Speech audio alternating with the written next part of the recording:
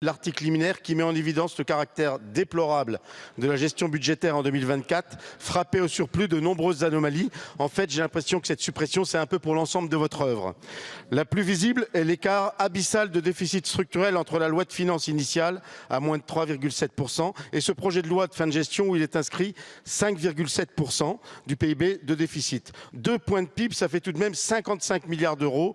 On n'est plus dans la simple erreur d'estimation, on est dans autre chose. Et nous espérons que la commission d'enquête qui s'est formée en fera la lumière.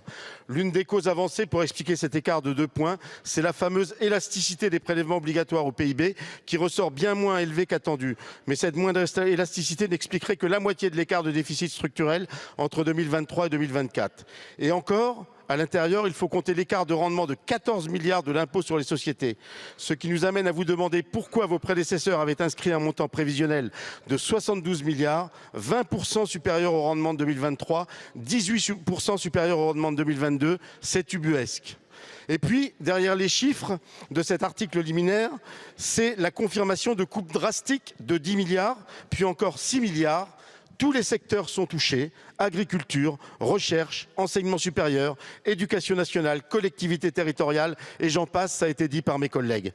En supprimant cet article liminaire, nous affirmons que ce n'est pas un PLFG qu'il eût fallu discuter, mais bien un PLFR pour nous permettre de proposer des recettes et pas seulement des suppressions de crédits. Merci.